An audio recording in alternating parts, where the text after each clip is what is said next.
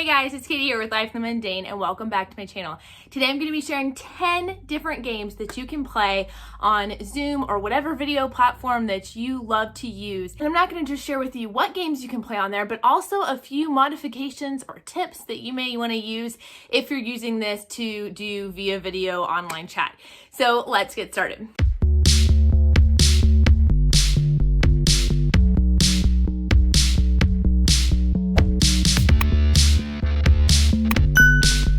So obviously, in today's society, there is a whole new challenge to finding our social time with one another. And social distancing has created quite a few issues. But one of the blessings that has come out of this is a lot of creativity. And necessity is the mother of invention. And so we have been really seeking to find ways that we can keep having family game nights and having game nights with friends, even though we can't be in the same location together. So we have discovered 10 different games that you can play online. And if you want to see another video of more game ideas, be sure to drop that down in the comments to let me know. But I'm going to start with just 10 that we have found that we have really loved. The first one is Taboo. Now, you might be wondering how this works, but I'm going to show you. There's actually an online Taboo card generator. So if you don't already have the game of Taboo, like I don't, you can just use this online tool. It's totally free. You're going to click on it. It's going to give you a timer for your online chat, and it's going to give you the names or the word cards for you. And if you're not familiar with Taboo, just in a very quick nutshell, it's the idea that you're trying to get everybody to guess the name at the top of the card without using any of the other words that are on the card. Typically, what happens is that the person next to you will then taboo you, right? If you say one of the words that you're not supposed to say, they'll buzz you with a little buzzer. So how did we do this when it comes to video chat?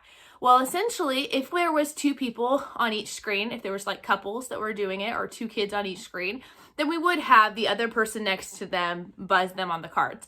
If not though, if it was only one person, then we just simply went on the honor system and it worked out perfectly fine.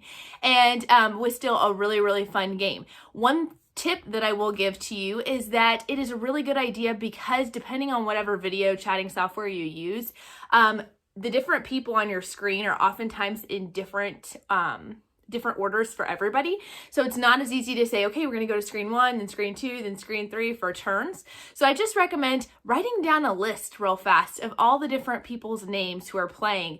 And that way you can keep a good rotation in the teams so that you can keep a good rotation and you know who comes next after each one. And that way it's not confusing. Number 2 is not a group game, but Battleship is always a good option if you're wanting to play one-on-one, maybe with a grandparent or with your niece or nephew, whatever. All you simply need is you each need your own Battleship set.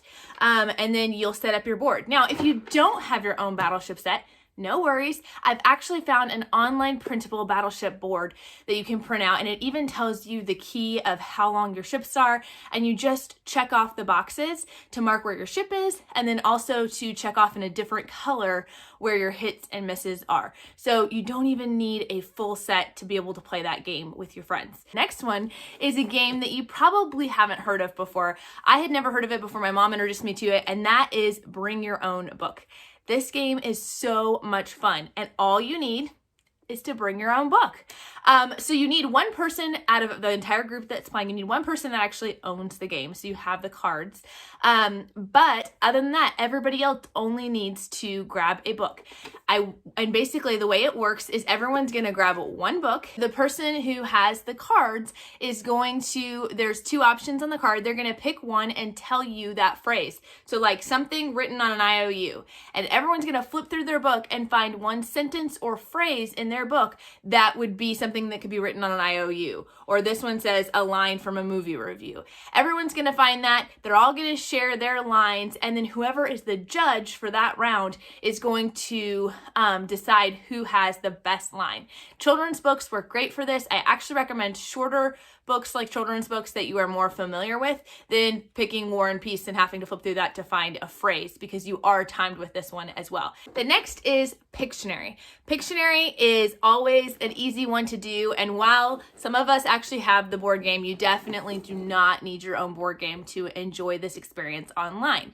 We have a word generator that I have found that I'll show you guys on the screen, and I will drop all these links down below so you guys can check it out for picking your words that you're going to draw. Now, after testing this out, out, we found a couple of things that might be helpful to you guys. Ideally, if you have a handheld dry erase board that you can use and a dry erase marker, that's going to be like uber ideal. It's larger and the marker makes it easier to see on the screen.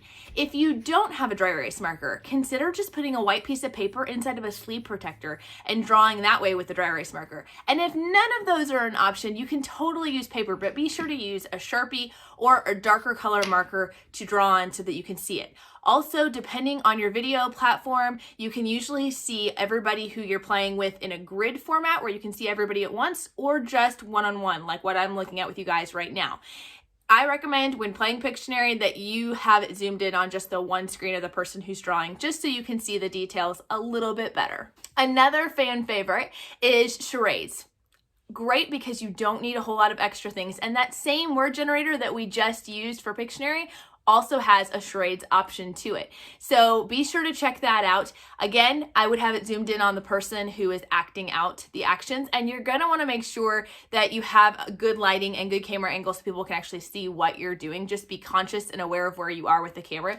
So that might take a little bit of getting used to, but overall it can still be a super fun thing to play online. The next one is one of my personal favorites, and that is Scattegories. If you're not familiar with Scattegories, they give a list of questions and a letter, and you are going to fill in on your sheet. You're going to answer that question, and then whatever answer you have has to start with the first letter of whatever letter was rolled. So for instance, a boy's name that starts with A, then you're going to do Adam. Okay, so this is a really fun one, easy to do. You can do this with tons and tons of people. There's really not a limit on it. But a few tips that we have discovered is that even if everybody has their own Scattegories game, the lists are very, very, very different. And so you want to make sure before you start playing that everybody's playing off the same list, because the idea is that if you have duplicate answers, it cancels out the answers and you get points. So the problem with that is you want to make sure everybody has the same list. The easiest solution to that, read off the list and make sure that everybody has similar lists. Or if one person, take a picture of each of their lists and text it out in the group who is playing. Makes it super simple as long as at least one person has the game. Another easy game using things you probably already have around the house is YAHTZEE and FARKLE. If you're not familiar with those, I will again drop all the rules down below, but all you need is dice and that's it. If you don't already have dice laying around, consider sneaking through your other game boards and maybe pulling out dice from other games. Just remember to put them back or it's going to be annoying. Or you can do what I did and just purchase a bulk order on Amazon of dice. You can usually get 50 to 100 dice for around $10. You might be able to find them cheaper or more expensive depending on what you pick, but you can have dice set for life basically. And all you need is your dice and you need a score sheet. For both FARKLE and for YAHTZEE, you can find those score sheets and rule books online. So again, just drop down that link. All you need is the dice and that, and you can do your dice rolling game. When you're doing dice rolling games on video chat, you are probably going to want to make sure that you either have two devices, like you're video chatting on your computer or your tablet, and then your phone is filming your dice, or you're going to want to simply just tilt the camera down and tilt it back up when you're talking, tilt it down for when you're rolling dice. Either way works, but just a few things that we found. IMAGINIFF is another great one, and I love that this one is good for all ages. IMAGINIFF is very, very simple. You're going to pick a selection of characters. Now, this is super fun because you can pick people who are playing the game and have them have their name on the board. You can pick TV characters, literary characters, or if you want to go for a more educational point, you could do historical characters and place their name on the board using the dry erase marker. Again, only one person needs to actually own this physical game to be able to play it on video chat. You're going to do that, and you're going to roll the dice, and you get to pick which way you want to go. Do you want to go 3 spaces this way or 3 spaces this way? That's going to give you the character that you guys are going to be working with for the IMAGINIFF cards.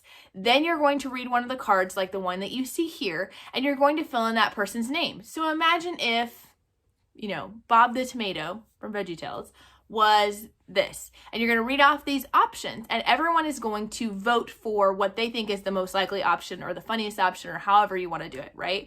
And all you need for voting is to get your own note card. So typically the game comes with these colored numbered cards.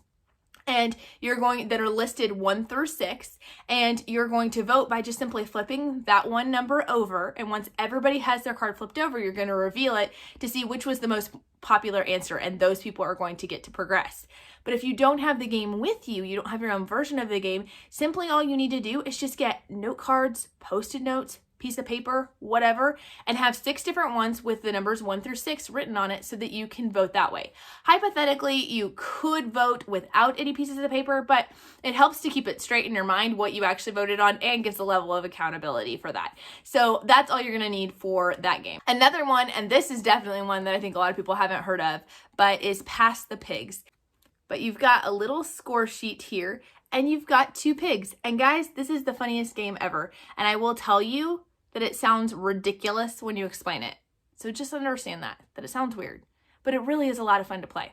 And basically you've got these little pigs, and they've got a dot on one side and they're blank on the other side. And you're going to roll them like dice. And then depending on which position they end in, whether they end up on their snout or on their backs or with one black dot showing and one white dot showing, whatever, you're gonna give them different scores.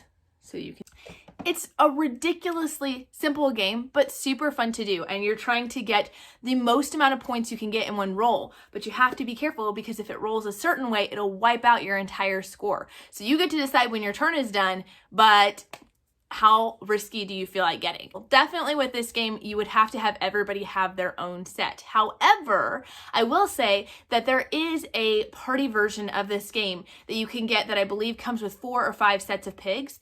And we bought it years ago. And one way you can do it, especially if you're playing with people who are local, is you can mail or drop off on the porch your own set of pigs for each family.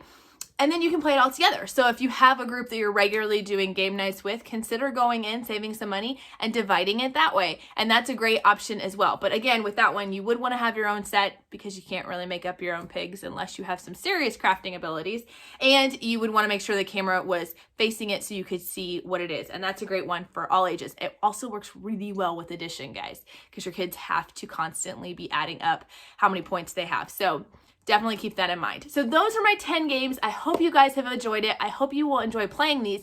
Let me know what games you guys have decided to play online and had fun with, and let me know if you want a part 2 to this video, because we are all about games and we are constantly finding new ones that you can play easily online. Please hit the subscribe button down below and the little bell notification to be notified when new videos come out, and we will talk to you guys later. Bye.